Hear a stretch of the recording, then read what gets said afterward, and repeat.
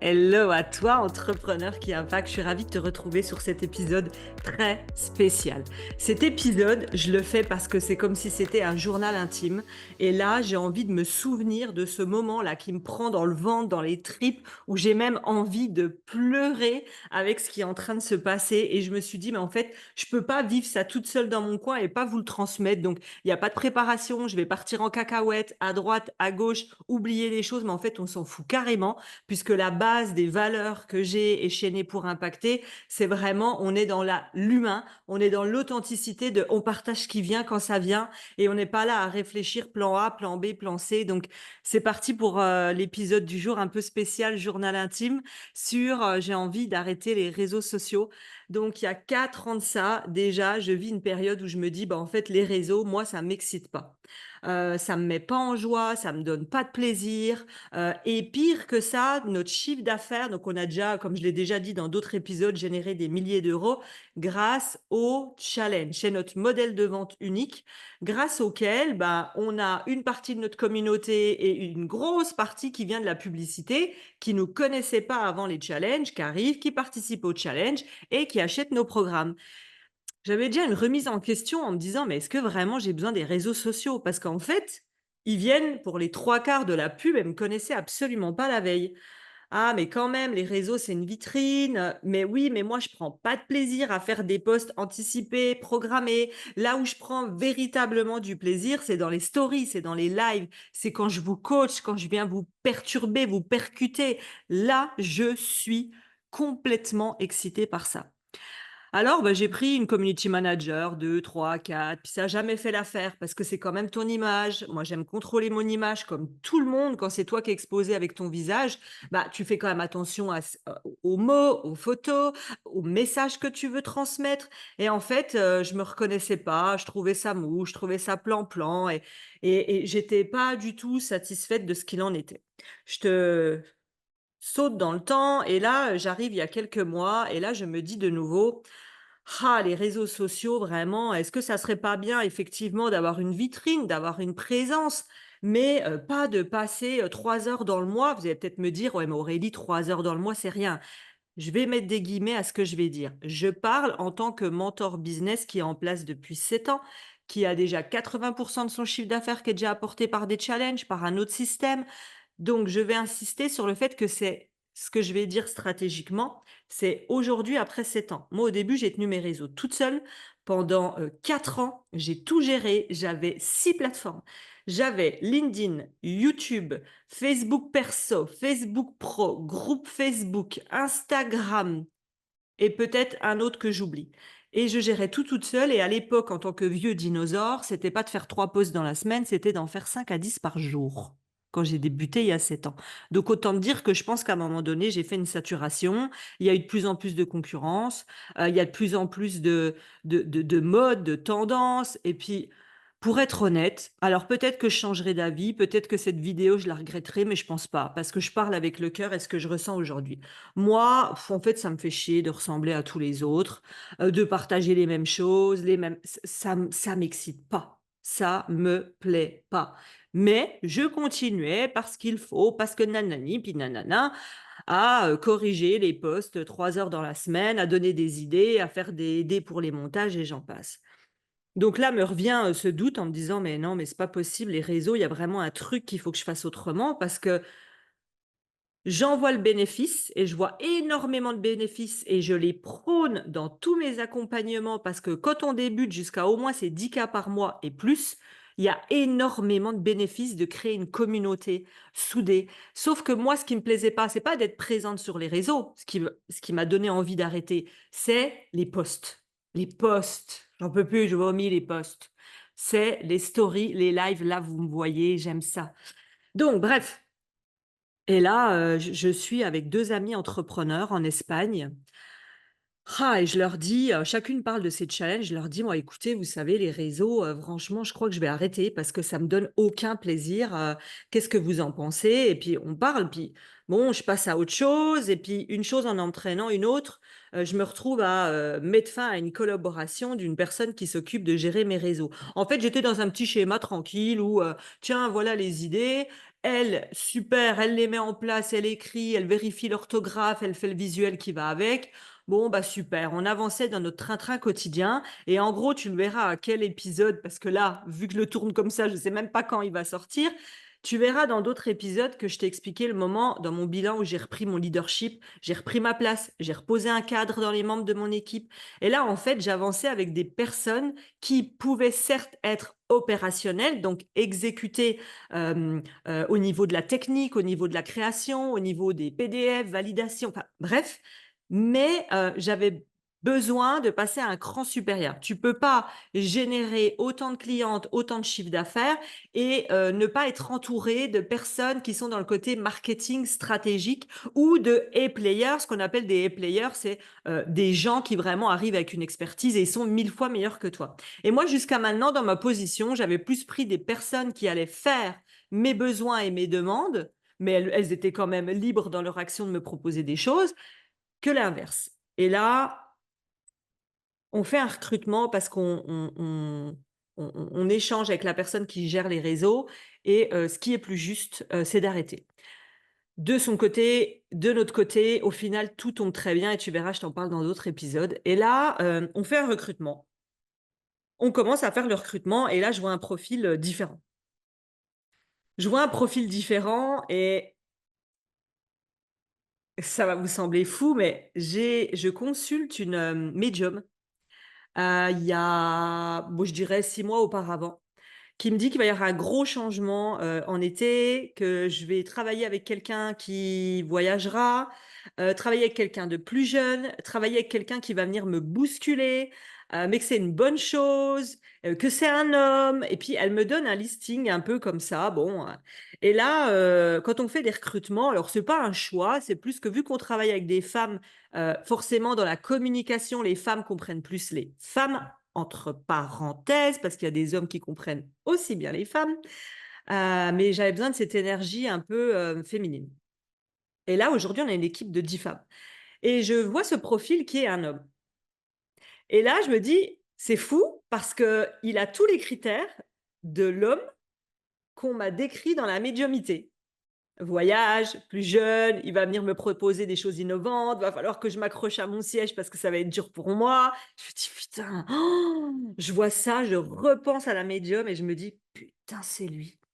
Et là, donc j'ai un rendez-vous avec mon bras droit, puis on débrief. Donc en fait, quand on fait un recrutement, on garde les meilleurs profils, puis à la fin, on garde par exemple les 3 meilleurs, et chacune de notre côté, on regarde les profils et on se dit, voilà, qu'est-ce qu'on aime dans le profil, qu'est-ce qu'on retient, qu'est-ce qui va être un point faible, un point fort, et on donne nos débriefings. Et là, on se retrouve les deux à se dire, il y a un profil qui sort du lot. Je vous laisse deviner lequel. Si tu m'entends, big up. Et je lui dis: «Mais écoute, ouais, mais c'est pas ce qu'on cherchait, enfin, c'est pas ce qu'on cherchait à l'origine, quoi. On voulait pas de la stratégie, on voulait quelqu'un qui mette en place nos postes, qui soit dans l'opérationnel». Et là, c'est quelqu'un qui a un profil avancé. On est au double, voire triple, voire quadruple de certaines personnes sur, le poste. OK, tu sais quoi? On va le prendre en entretien, on va voir et on voit ce qui vient. Et là, on a un entretien et moi, je sens un A player. Sa façon de parler me donne confiance. Moi, je suis quelqu'un qui suis dans l'hyper-contrôle, j'ai pas peur de le dire. C'est mon image qui est sur les réseaux sociaux, c'est ma voix, c'est mes mots. S'il y a quelque chose qui dit qui n'est pas du tout dans mes valeurs, ben, c'est quand même ma parole. Donc, ça engage beaucoup de responsabilités. Donc, avant, bah, je contrôlais tout ce qui passait. Et là, en gros, je lui demande c'est quoi le poste idéal et qu'est-ce qui serait, pas inadmissible, mais c'est quoi les importants pour lui, dans l'équipe dans laquelle il va travailler ou dans le rôle qu'il aura. Et là, il me dit: «Moi, ce qui est hyper important, c'est qu'on me fasse 100 confiance, que je gère tout». Et là, c'est drôle parce que je me sens en même temps stressée intérieurement où je sens que, mes insécurités, je suis quelqu'un qui a besoin de garder le contrôle parce que forcément, dû à mon histoire de vie où quand j'ai pas contrôlé, bah, j'ai eu un décès traumatique, j'ai eu l'abandon et la rue avec mon papa à 17 ans que j'ai connu. Donc quand on contrôle pas, bah, on peut mourir. Voilà, moi, la croyance qui est à 80 nettoyée, mais il y a toujours des brides. Donc la sécurité chez moi est hyper importante parce que quand tu as un business qui génère déjà beaucoup d'argent, quand quelqu'un te dit: «En gros, tu me donnes les clés et tu me laisses faire», Comment te dire que là, je passe, «Ah! Ah! Qu'est-ce qu'il dit lui?» de «Je contrôle tout» à «Je donne tout». Bon, on n'est pas obligé d'être dans les extrémités, mais en gros, ça faisait ça. Et là, je vois le visage de mon bras droit et je sens un sourire du coin, si jamais elle écoute, et je sens qu'il y a quelque chose et moi, j'ai envie de rire parce que j'ai un rire nerveux de: «Putain, il est sûr de lui là». Et ouais, j'ai ce rire nerveux intérieur et en même temps, je me dis, il y a un truc chez moi, en même temps, qui se sent tellement à sa place de leader d'expansion, qui se dit: «Moi, j'ai envie d'être une leader. Je veux être sur ma zone de génie, c'est d'accompagner, faire des lives, faire des stories parce que je suis là, je suis présente et que ça me fait kiffer». Et là, j'ai en face de moi quelqu'un qui arrive avec sa posture de A player. Non pas exécutif, mais de A player, de: «Écoute, moi j'ai de l'expérience, j'ai des idées pour toi, laisse-moi faire et je peux pas t'expliquer pourquoi». Est-ce que ça vient aussi de la médium qui m'a déjà parlé de ça, que c'était une bonne chose? Est-ce que ça a rassuré une part de moi? Est-ce que tout simplement mon système nerveux était sécurisé face à cette personne? Et en plus, n'oublions pas un homme, je vais quand même réinsister là-dessus, mais on n'a pas la même communication. Des fois, on me dit: «Pourquoi tu communiques qu'envers les femmes?» J'accompagne des hommes en sous-marin, mais un homme va plus parler de cash, de direct, de rentabilité, de chiffre d'affaires, de bénéfices, alors qu'une femme va plus parler de mission de cœur, d'accomplissement, de vie de rêve, d'équilibre de vie. On n'est pas dans la même communication. Donc moi, je vous apprends à pas mélanger, je fais la même chose et là, je me dis: «C'est un homme qui veut prendre en main toute ma stratégie de visibilité». Donc, vous voyez, on saute des caps, mais immenses dans ma tête. Ça se passe en 1 heure, l'entretien. Mais heureusement, la vie est toujours bien faite. C'est que si j'avais eu cet entretien avec cette personne il y a 6 mois de ça, je pense, ça aurait été non. J'ai cet entretien au moment où j'ai repris ma posture de leader, où je dis clairement à mon bras droit qu'à partir d'aujourd'hui, je veux des A players. Je veux pas des gens qui subissent dans mon équipe, je veux pas que des exécutifs, je veux des gens qui proposent, qui innovent, je veux des gens qui s'impliquent. Sinon, bah, je prends quelqu'un qui sera A-player. Certes, tu le payes parfois le double, le triple, le quadruple d'une autre personne. Par contre, ça t'allège de la charge mentale, ça t'apporte de l'innovation, de la qualité. Tu as pas besoin de double vérifier et tout, parce qu'il y a une certaine expérience et niveau de qualité qui est là. Hem Et donc on fait cet entretien, donc je suis entre le: «Mais qu'est-ce qu'il est drôle, il veut les clés de ma maison». Et j'ai l'autre côté qui est là, «Vas-y, vas-y mec, fais-toi kiffer». Et en gros, parce que je suis désolée, ça dure longtemps parce que j'essaie de regrouper tout dans ma tête. En gros, je le sens comme ça. Et quand on coupe, on a un échange avec mon bras droit sur ce qu'on fait et je lui dis: «Je peux pas te dire pourquoi, mais je sens que je veux lui donner les clés et que je veux lui faire 100 confiance». Et là, elle me regarde, elle me dit: «Waouh, quand il a dit ça», elle me dit: «Ça m'a mis en panique pour toi», parce que j'étais pas obligée d'accepter. J'aurais pu lui dire: «Oui, tu bosses avec moi et tu bosses dans mon équipe. Par contre, j'ai un regard sur tout. Je veux tout vérifier». J'aurais pu aller dans ce sens-là, mais c'était pas du tout mon envie. J'avais envie de je m'ouvre à l'abondance, à la nouveauté, à l'expansion, au vrai leader que j'incarne aujourd'hui. Et là, elle me dit: «Franchement, je l'ai regardé quand il a dit ça, elle dit: "J'ai eu peur pour toi"». Elle a kiffé, mais elle m'a dit: «J'ai eu peur pour toi parce que je te connais, je sais que ça peut te mettre en insécurité et ça m'a fait peur quand il a dit ça». Et je lui ai dit: «OK, on y va. C'est lui, on y va. Si ça va pas, on arrêtera, il y a rien de grave, mais on y va, on y va». Et là, pourquoi je vous fais cet épisode? Bah, déjà pour vous montrer ce qui se passe dans les coulisses, parce que je trouve ça hyper important. Moi, j'aurais aimé être dans les coulisses d'autres entrepreneurs et voir ce qui peut m'arriver, soit maintenant, soit plus tard, soit dans 2 ans, mais me souvenir de cet entrepreneur et de me dire: «Ah ouais, elle est passée par là, tiens, viens voir que je réécoute l'épisode, viens voir que je lui pose des questions». Enfin, de sentir qu'il y a quelqu'un qui est proche de toi et qui peut te comprendre dans l'émotionnel. Et là, donc je te fais cet épisode parce que ce matin, j'ai eu le premier rendez-vous de 2 heures avec lui où il me dit: «Bah, voilà la stratégie, voilà ce qu'on va mettre en place, voilà comment ça va se passer». Et honnêtement, ben, j'écoute, j'écoute, j'écoute. À la fin, je débriefe, je lui dis: «Écoute, voilà moi aussi ce que j'ai repéré, qui me plaît, l'énergie que j'ai envie d'insuffler». Et en fait, lui et moi, on est en total accord sur notre discours parce qu'après, on verra, je vais pas vous mentir, j'y suis pas. Là, quand je vous tourne ça, je sors de la réunion, je suis dans l'émotionnel, donc je ne sais pas dans la pratico-pratique, dans le pratico-pratique, dans la pratique, comment ça va se passer. Mais déjà, rien que là, le succès, il est là. On attend toujours d'avoir des résultats concrets, tangibles, écrits, chiffrés pour être satisfait de soi. Bah, moi, je suis satisfaite d'avoir dit à un mec que je ne connais pas, je n'ai pas vu ce qu'il fait, je n'ai pas vu ce qu'il écrit, je n'ai rien vu de lui en dehors d'un entretien où j'ai senti qu'il y avait un match qui devait se faire, de lui dire: «Tu sais quoi?» Et je lui ai répété 2 fois, voire plus et encore aujourd'hui: «Éclate-toi, je te donne les clés de mon image». Et ça, je ne sais pas si vous vous rendez compte à quel point ça peut être hyper déstabilisant, perturbant et en même temps d'une beauté infinie de dire et là ça me touche, de dire que j'ai confiance en quelqu'un, ça peut paraître très bête, hein, mais ça va chercher beaucoup plus loin que les réseaux sociaux. De dire que j'ai confiance en quelqu'un et je lui dis: «Ben, rends-moi la meilleure version de moi-même». Parce que quand on est en train de contrôler ses réseaux et de tout contrôler, ben, on cache ce qu'on n'a pas envie de montrer. On cache parfois des visages, des vidéos moins belles de nous. Et là, je me dis, en fait, je suis un diamant. Je suis une élue. J'ai été choisie pour accompagner vers la liberté financière. Sinon, j'aurais pas eu toute cette vie et ces souffrances. Et là, je me dis, rends-moi encore plus belle, en fait. Rends-moi encore plus belle, non pas dans l'esthétique, mais rends-moi encore plus belle dans n'enlève rien des parts de qui je suis. N'enlève pas les parts que moi j'aurais voulu enlever. Parce que c'est pas assez ci, c'est pas assez ça. Et là, c'est un énorme pas de confiance parce que vous savez que la confiance est très difficile envers l'autre avec les nombreuses trahisons que j'ai vécues. Pour celles qui ont lu mon livre ou qui me connaissent personnellement, j'ai eu énormément de trahisons de personnes très proches. Et là, c'est quelqu'un que je connais pas. Et j'y vais. Et je me dis qu'en fait, mon succès, il est là aujourd'hui. Cet épisode, je peux l'arrêter là. Je peux même pas dire si la suite, elle marchera ou pas. Je peux même pas dire si je serai satisfaite ou pas. Je peux même pas dire si on travaillera 2 mois ou 10 ans ensemble. Mais ça doit se faire comme ça. Et ma célébration, elle est là et c'est ça que je voulais vous transmettre.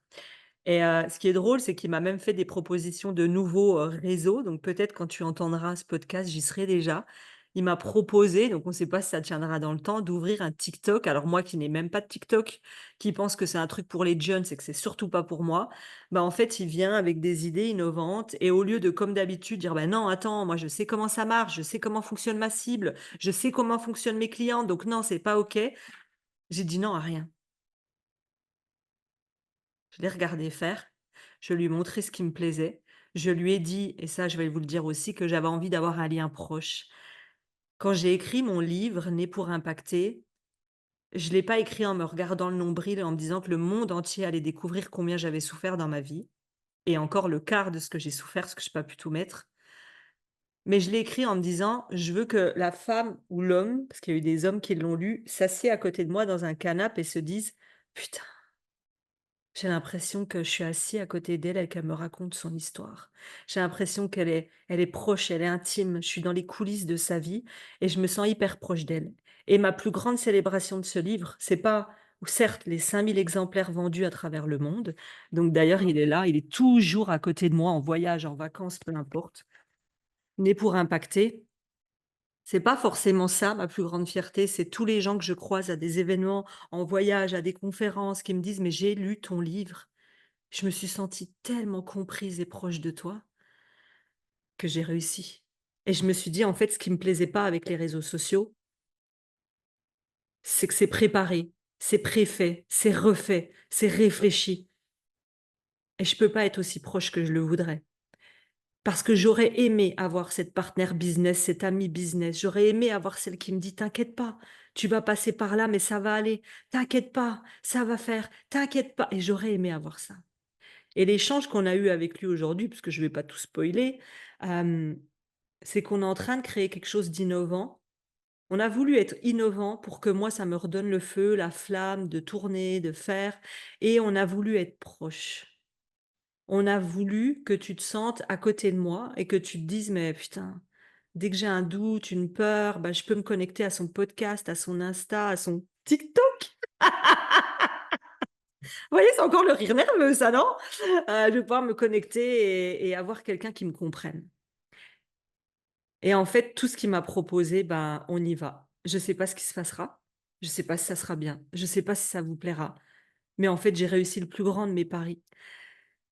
C'est de faire confiance à quelqu'un qui me permet de rayonner encore plus à la hauteur de celle que je suis et d'arrêter de faire des trucs que je ne veux pas en ayant des posts,